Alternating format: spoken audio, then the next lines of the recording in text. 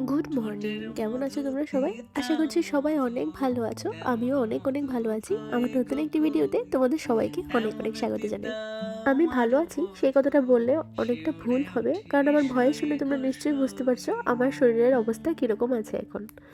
বিয়ের অনেকগুলো ব্লগ এখনও বাকি রয়েছে। আমি ভাবলাম যেহেতু আজকে অষ্টমী পুজো, মানে এই ভিডিওটা হচ্ছে অষ্টমী পুজোর ভিডিও, তো ভাবলাম আগে এই ভিডিওটা পোস্ট করে নিই, কারণ বিয়ের ভিডিওগুলো পোস্ট করতে করতে অষ্টমী পুজো শেষ হয়ে যাবে।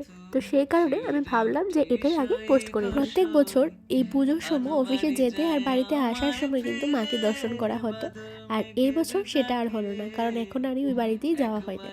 তো সেই কারণে আমি ভাবলাম যে মাকে তো আর দর্শন করা হয়নি, তো চলো আজকে যাই মায়েরকে দর্শন করার জন্য। তো আমরা দুজনে কিন্তু চলে এসেছি মায়ের মন্দিরে, আর এখানে এসে দেখেছি অনেকটা ভিড় আছে। আমি ফার্স্টে ভেবেছিলাম যে শাড়ি পরে যাব, তার অনেকটা লেট হয়ে যায় আর শাড়িটা পরা হয়নি, আমি চুড়িদার পরেই চলে এসেছি।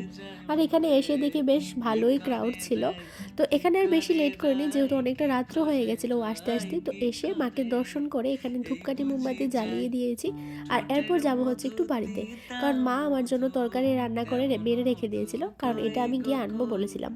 তো সেই কারণে আর এখানে অনেকটা লেট করিনি, কারণ এখানে লেট করলে ওই বাড়িতে যেতে যেতে একটু টাইম হয়ে যাবে, আর বাড়িতে গিয়ে সবার সঙ্গে কথাও বলা যাবে না। তো সেই কারণে এখানে আর লেট করিনি, ধূপকাঠি মোমবাতি জ্বালিয়ে কয়েকটা ফটো তুলে লেগেছি আমার পুরনো বাড়িতে।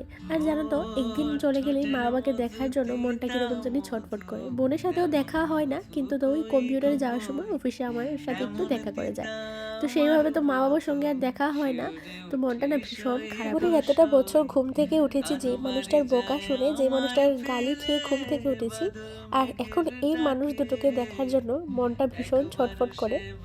2-3 দিন চলে যায়, তারপর ওই মানুষ দুটোকে আর দেখতে পাই। শুধুমাত্র ফোনের কথা শুনেই মনটাকে একটু শান্তি করতে হয়।